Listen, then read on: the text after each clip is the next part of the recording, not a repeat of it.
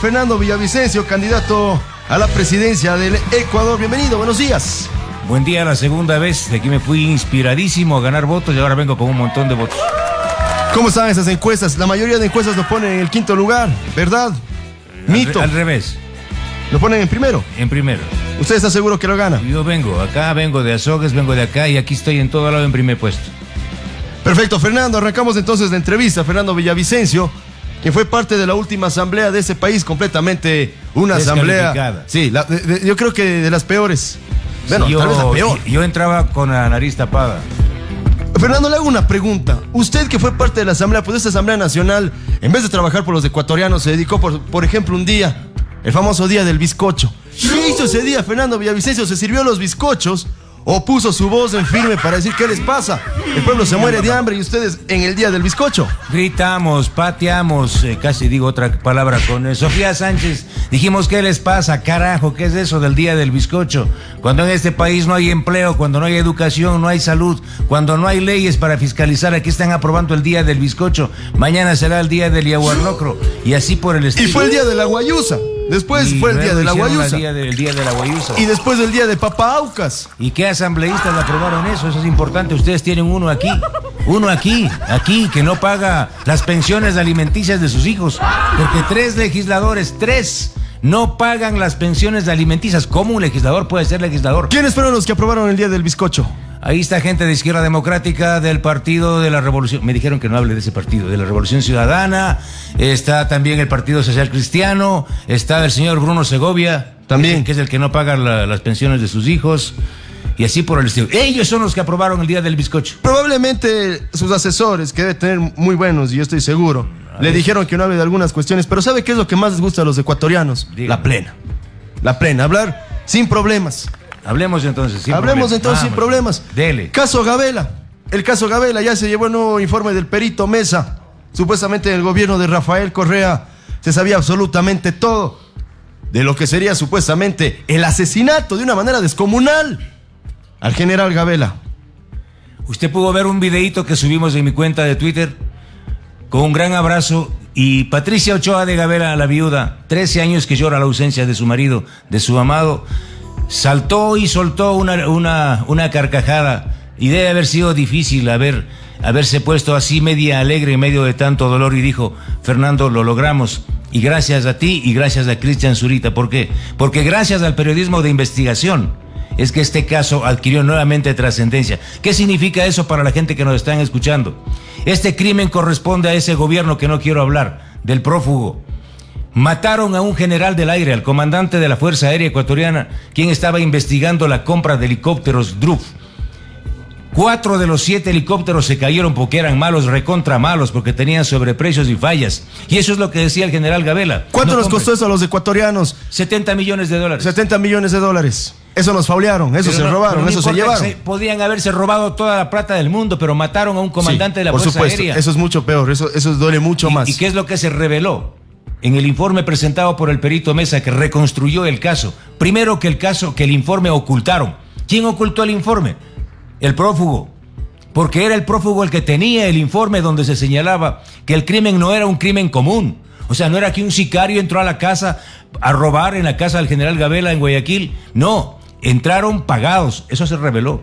Un general pagó a un sicario. El ejército ecuatoriano pagó a un sicario, así como en las películas, al más de estilo de la CIA, sí, pagó para eliminar al general Gabela. Y cuando se presentó este informe el año 2013, en el que se señalaba que el crimen era ordenado por oficiales de la Fuerza Aérea, el prófugo desapareció el informe y acordaron y crearon otro informe en el que dijeron que era un crimen común. No, aquí hay un crimen de Estado. Por eso yo les digo a los cuencanos, a los azuayos, a los ecuatorianos: en mi gobierno vamos a llevar este caso a foros internacionales. Tienen que ser sancionados, castigados y procesados penalmente los responsables intelectuales y materiales y quienes encubrieron el crimen de Jorge Gabela. En las redes sociales, en Twitter, para ser específicos, pues se maneja la siguiente información. Dice: el autor material del asesinato del general Gabela fue llamado alias Francis. Lo descubrió el fiscal Astudillo en el 2018. Entregó la información a Fernando Villavicencio, pero no la quiso sacar.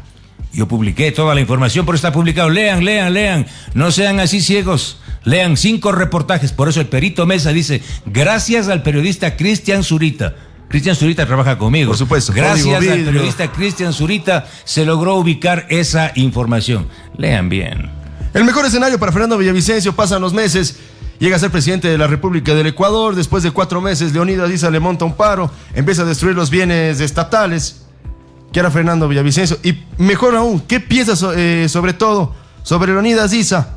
Y cómo en muchísimas ocasiones, en este último paro, se destruye incluso la producción de los ecuatorianos. Por ejemplo, camiones de leche, lugares privados, lugares no privados, públicos. ¿Qué piensa al respecto?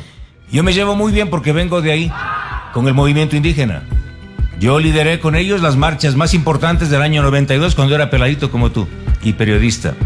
Así es que yo me llevo muy bien con los pueblos y nacionalidades indígenas y conozco su profundidad, su dolor, sus carencias y sus esperanzas y su plan de gobierno. Así que yo hablaré con los pueblos indígenas, con las bases del movimiento indígena. Y si el señor Issa quiere subordinarse a los intereses de la gente, de los pueblos indígenas, bienvenido. De lo contrario, vaya solito a hacer su estallido.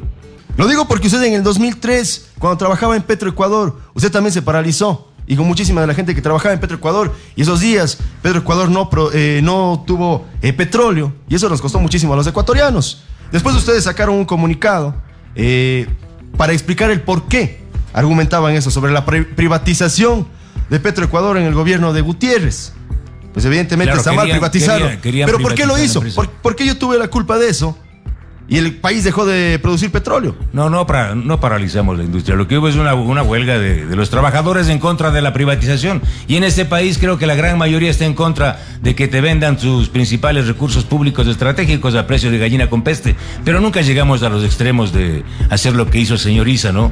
De incendiar la ciudad de Quito, destruir la Contraloría General del Estado. Incluso los tildaron como terroristas también.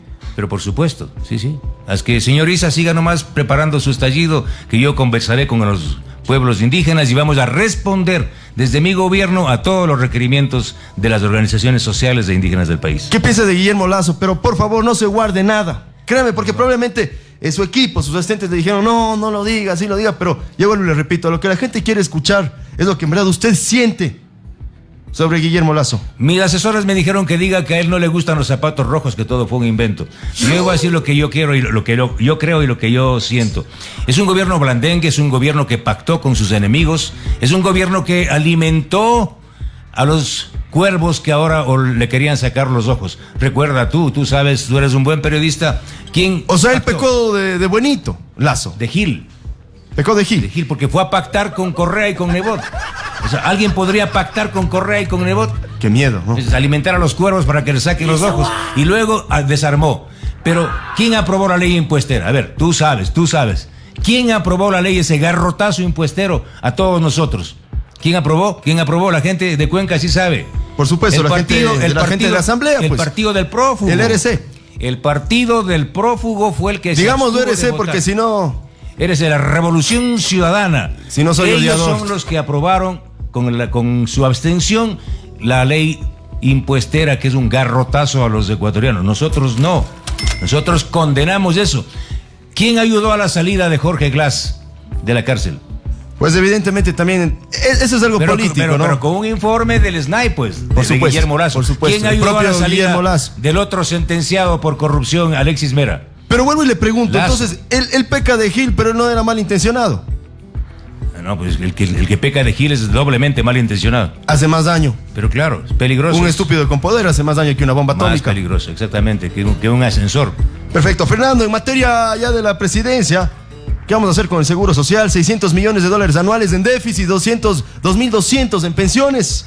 Una cosa de locos. 4.000 millones de dólares es la deuda que tiene el gobierno con el área de salud, de la seguridad social. Y cuando tú vas a golpear la puerta por un paracetamol, ¿qué te dicen? No hay. Venga en 15 días. O vaya a la clínica privada o vaya y contrate de una vez la funeraria, porque así te dan. Para el 2025 con cupo para funeraria se acabó. En mi gobierno vamos a sacar esas mafias que se han tomado la seguridad social y lo voy a hacer personalmente. ¿Por qué? Porque conozco, sé cómo se llaman y dónde viven. 14 grupos mafiosos en la seguridad social. ¿Qué es lo que hacen? Ellos son los que te proveen las medicinas y los insumos médicos a precio a precios enormes, sí, sobrepreciados. Vamos a acabar con estas mafias intermediarias, a comprar directamente los medicamentos a los grandes fabricantes nacionales e internacionales. Ahí está el negocio. Segundo, atención primaria, a fortalecer el seguro social campesino. Vamos a convertir al seguro social campesino. Son más de 600 dispensarios y subcentros de salud en el epicentro de una ciudad digital, para que a través del seguro campesino los niños y jóvenes del campo puedan tener internet gratuito, como vamos a hacerlo en mi gobierno, renegociando los contratos con las compañías operadoras Claro y Movistar, para que estas compañías se comprometan a entregar internet gratuito a los niños y jóvenes del campo. ¿Y qué más, ya que estamos en ese mismo tema? En los contratos que vamos a firmar en mi gobierno con Claro y Movistar va a haber conectividad total. Tú sales de aquí de Cuenca con tu teléfono y ya no puedes conectarte en la carretera. Es un problema. Es gravísimo. ¿Y cuánto pagas? Tu plan no los te ecuatorianos alcanza. siempre hemos sido fauleados por Plan las no te grandes alcanza operadoras. para la segunda semana del mes. Se acabó. Tarifas bajas, conectividad total, internet gratuito para los jóvenes y niños en el sector rural. Ese es mi proyecto, y en torno al Seguro Social Campesino. Además, en torno al Seguro Social Campesino, vamos a lanzar un plan de salvamento de los niños más empobrecidos de mi provincia. Yo soy de Chimborazo.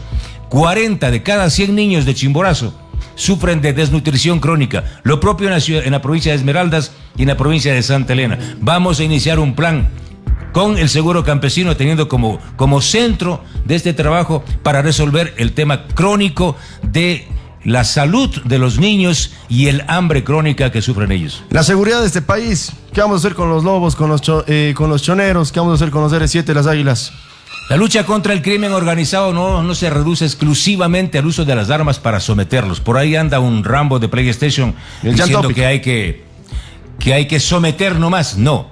Los niños de este país, los jóvenes de este país, si tú miras quiénes son los que aparecen con armas, sí, defendiendo o parte de estas estructuras de los tiguerones, los lobos y otros. Escuelas de sicarios. Exactamente. 9 años. Son jóvenes a los que nunca el Estado ecuatoriano les dio nada. Nunca les dio educación, nunca les dio salud, sus padres no tienen empleo. Entonces vamos a desarmar a los violentos. Yo tengo un plan muy bueno. Si me das un minuto, por te lo favor, explico. por favor. ¿Qué significa? Van a tener, solo pongo un límite, 90 días todos los alzados en armas en contra de la sociedad ecuatoriana para entregar sus armas a cambio de tratos preferenciales a nivel judicial. Y segundo, todas las personas que entreguen las armas al Estado, el Estado les dará un crédito para un emprendimiento con su familia. Pongo un ejemplo: usted entrega un fusil con el que estaba matando a la gente, estaba vacunando, presionando a los emprendedores para que les paguen una vacuna. Usted, señor, a usted le vamos a dar a su familia un crédito y le vamos a montar un pequeño negocio. Le interrumpo 2 segundos. Yo sé que está bien, yo sé que la sociedad debería, y es más, el principio de la delincuencia viene por parte de la necesidad, de la pobreza, y es por gente que no tiene la oportunidad para poder educarse. Pero si usted entrega un fusil con el que usted vacunó y después le da un premio, un crédito que es muy difícil de acceder para los ecuatorianos. Primero tenemos que entender que esa persona no es un criminal, ¿sí? Esa persona es un necesitado, un joven. Yo conozco casos. Un joven de 13 años que asesinó a un policía en Esmeraldas, secuestró a una persona en Quito. Dale, es un Boquita. niño de 13 años que nunca fue a la escuela. Ellos no nacieron para ser sicarios. Yo lo comprendo completamente. Pero ahora vamos al otro lado. Obviamente, sí, aquellas personas que no quieran devolver las armas, entregar las armas al Estado, porque el Estado es el único que debe tener el monopolio del uso de las armas, las personas que no se sometan serán sometidos. Con la fuerza pública, con la policía y las Fuerzas Armadas. Vamos a someter. O sea, que quede claro, pero yo no vengo aquí a matar a nadie, y mi gobierno no. Se van a respetar los derechos humanos, pero vamos a someter con la fuerza a aquellos que no lo quieran hacer. Jamás pensar en algo como El Salvador. Nada más. Ni siquiera algo parecido. Por supuesto. Someter significa eso. Le van a someter, no va a tener problemas. Someter. Pero ¿qué es lo que hacen en El Salvador? Han sometido a los maras, que son como aquí los tiguerones.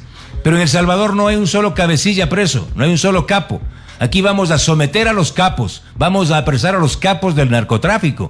Dígame cuántos capos del narcotráfico han caído en El Salvador. Ninguno. Están simplemente las pandillas. Y los que están aquí sabemos dónde están, pero nadie se atreve Aquí a tampoco llevarlos. ha caído un solo capo de la droga. Han caído capos intermedios, como el señor Norero, como el señor Junior Roldán. Y otros, amigos de quién. ¿De quién era amigo el señor Leandro Norero Tigua?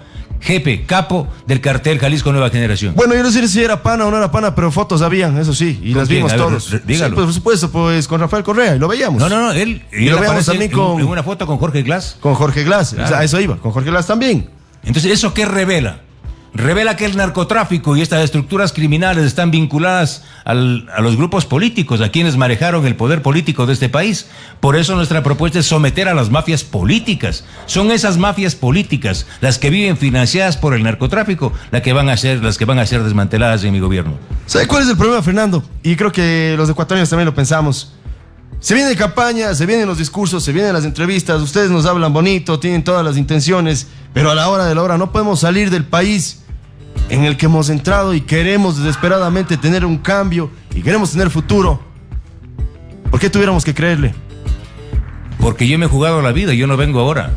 ¿Dónde estaban los candidatos que aparecen ahora en la parrilla electoral? ¿Dónde estaban cuando se robaban este país? Cuando dijeron que iban a construir una refinería en el Aromo, en Manabí, y se llevaron hasta los Clavos de la Cruz. ¿Dónde estaban cuando se gastaron 2.200 millones de dólares en la repotenciación de la refinería de Esmeraldas, que no sirve para nada? ¿Dónde estaban cuando sobrepreciaron la central hidroeléctrica Coca-Cola Sinclair? ¿Dónde estaban cuando mataron a Gabela, a Quinto Pazmiño?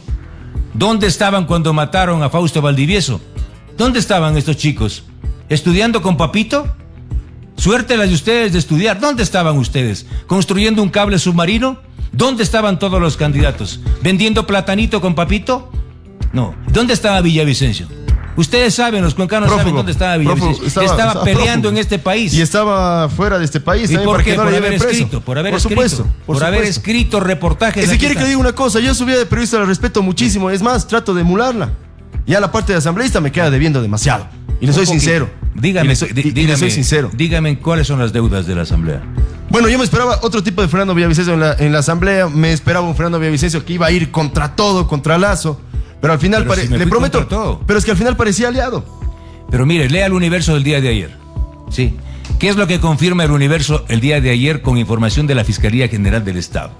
Que la señora Mireya Pazmiño, que fue la interpelante de Guillermo Lazo, recibía una mensualidad de la mafia petrolera. Es decir, que la conspiración no era en contra de Lazo, era una conspiración en contra de la democracia de este país. ¿Y quién le denunció a la señora Mireya Pazmiño? Yo. Lo que yo hice en el Parlamento es defender la democracia. ¿Y sabe qué? Yo fui quien inspiró la muerte cruzada. Por eso fui el hombre más feliz cuando Lazo al fin se decidió a mandar a la casa a una gavilla de impresentables y delincuentes que ahora quieren volver. Yo no sé si usted va a votar por delincuentes. Yo sabe una cosa, Fernando, yo voy a votar nulo y le soy muy sincero. Muy bien. Yo voy a votar nulo. Es muy bueno. Yo prefiero que vote nulo y no por delincuentes. La gente me dice irresponsable, pero dentro de las posibilidades también está votar por el nulo. Por supuesto. O llevarse la papeleta, que es otra, ¿no? O también, o escribir ahí un par de patanadas. No voten. ¿Los cuencanos no van a votar por glosados? Sí. Sí sabe que la primera candidata, la candidata a la Luisa presidencia González tiene una glosa de $730,000. 798,000 y tiene una acción penal por peculado. ¿Y por qué fue la glosa? Por el avión presidencial. Distrajeron los recursos de los vuelos presidenciales. Y 17 legisladores que quieren volver ahora tienen informes con responsabilidad penal. O sea, ¿cómo este país puede votar por delincuentes que vayan a hacer leyes a favor de quién? ¿De la gente? No. Usted ha sido glosado, tiene glosas. Yo nunca fui funcionario público con capacidad de dirección, no. Yo no me he robado un maldito centavo partido para la mitad de nadie, jamás. Cuando usted estaba en Petroecuador, y es algo también interesante que la gente debe saber, era parte del sindicato de trabajadores de Petro. Todos éramos parte del sindicato, todos los trabajadores. ¿Qué pasó ahí con Lucio Gutiérrez? Querían privatizar el petróleo de los ecuatorianos. Claro, y no lo dejaron los trabajadores. Imagínese Guillermo Lazo ponerle a un asesor de Gutiérrez como ministro que fue Santos Albite. Es una cosa descabellada, es una cosa de locos. Por supuesto, yo estoy en contra de la política del señor Santos Albite, ¿no? De lo que quiere hacer. Lo he dicho públicamente. De esos terribles capitalistas desenfrenados.